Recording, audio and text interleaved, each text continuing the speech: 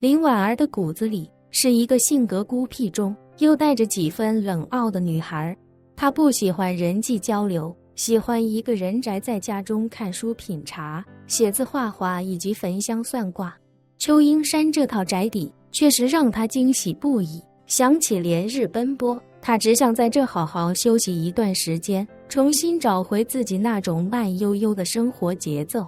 而且她已经决定在开学之前不去接触叶晨，所以这段时间在这里修身养性，偶尔乔装一番逛逛金陵的名胜古迹，对他而言便是最好的规划。于是他便列了一系列的单子，让贤姐帮忙采购。单子里列了100部古书古籍、10种材质的篆香、5种不同产地的茶叶以及多种笔墨纸砚。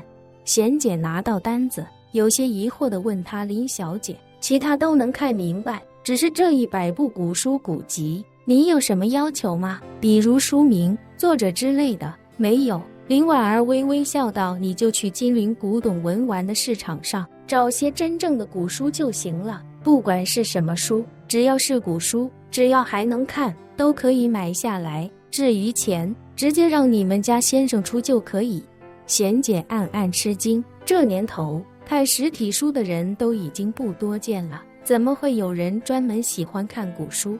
古书也是古董，一口气买100件古董，肯定也不是一笔小数目。不过他的职业操守时刻都在叮嘱他，本本分分做事，不该问的别问。于是他便开口道：“好的，林小姐，我稍后便去准备。”中午，林婉儿与邱英山夫妇一起在紫金山庄的一层庄园吃了丰盛的午餐。吃过饭没多久，风尘仆仆的孙之洞便从燕京赶了过来。邱英山虽然提前让人去机场迎接，但等孙之洞到了之后，他见孙之洞竟然孤身一人时，还是惊得目瞪口呆，脱口道：“之洞，你怎么连个保镖都没带？”孙之洞不假思索地说道：“我来金陵见小姐，自然是带的人越少越好啊。小姐身份特殊，情况也特殊，我得尽可能把风险降到最低。”邱英山道：“可你这一个人过来，他们怎么能同意？你就是拿枪逼着他们，他们也得派人跟着才对吧？”孙之洞笑道：“还别说，我还真是把枪拿出来，逼着他们不要跟着我。不过我没用枪口对着他们，而是对着自己。我跟他们说，我反正也就半年可活了，不让我出京，我就一枪崩了自己，提前了事。”邱英山惊讶地问：“谁说你就半年可活？我看你精神头挺好，再活个5到10年问题不大啊。”孙之洞无奈一笑，眼神向着林婉儿瞟了瞟。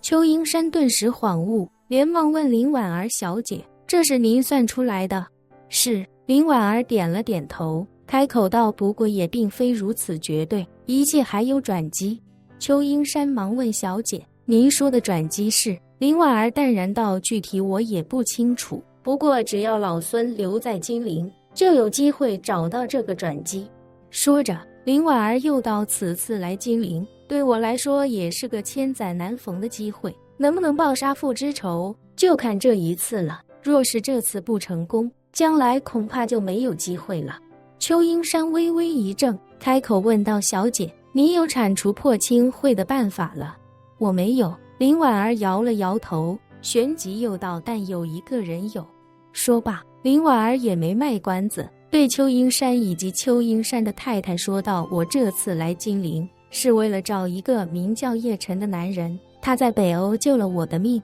随后，林婉儿便将自己在北欧的经历告诉了两人。对他来说，邱英山夫妇与孙之洞一样，都是绝对可信的。自己这次来金陵离不开他们两人的帮助，所以便没有对他们有所隐瞒。说完这些，邱英山夫妇自然是惊得无以复加。当林婉儿说到自己如何一步步找出叶晨的真正身份时，邱英山惊呼道：“小姐的救命恩人，竟然是安启山的外孙！”林婉儿点了点头，好奇问他：“你认识安启山？”“认识。”邱英山点头说道：“早些年安家在美国做橡胶生意，我们有过合作，我手里所有的橡胶几乎都卖给他了，也算是有些私交。”说着，他不仅感叹他的大女儿承熙当年真是叱咤风云，令人印象深刻。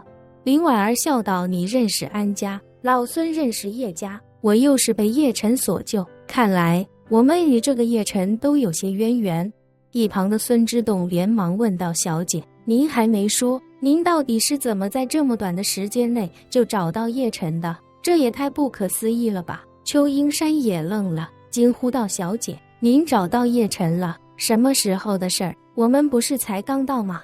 林婉儿微微笑道：“就是刚才在金陵大学的时候。”说着，她便又将自己今天找到叶晨线索的经过说了一遍。孙之栋听完，难掩震惊地说道：“这也太巧了吧！”林婉儿点点头，感慨道：“我也没想到，一切竟会如此顺利。”孙之栋不禁感叹：叶家和安家也真是有够蠢的，满世界找了20年都没找到这个叶晨。小姐，您刚到金陵1个小时就把他给找到了？邱英山一脸疑惑，可是事情都过去20年了，他怎么还在金陵？如果他在金陵，又怎么躲得过叶家和安家的搜寻？林婉儿道：“我初步猜测，20年前有人给叶晨换了一个新的身份，并且对他的新身份做了隐藏，而且对方非常聪明，一直把他藏在金陵，而且葬得极其隐蔽，绝对没有人会想到他一个8岁的孩子能在金陵葬得如此之深。所以当这2家人把金陵找过一遍之后，就一定会把范围放到金陵之外的地方，那样一来，叶晨在金陵暴露的机会就非常小了。”孙之栋忙问：“小姐，那您准备什么时候与叶晨见面？”林婉儿道：“不着急，先等金陵大学开学再说吧。”孙之栋又问：“那开学前这段时间，您有什么打算？”“没什么打算。”林婉儿道：“老邱这地方挺好的，我想先在这里清静清静。”说着，他又道：“对了，老孙，让老邱给你安排个房间，你也住在这里吧。老张再过几天也该到了，你们这些老哥们儿可以先聚一聚，我先上去休息一下。未来3天，除了贤姐送东西以及紧急事件之外，不要来打扰我。”2人连忙恭敬道：“好的，小姐。”本期视频结束，欢迎订阅我的频道，这样就不会错过精彩内容。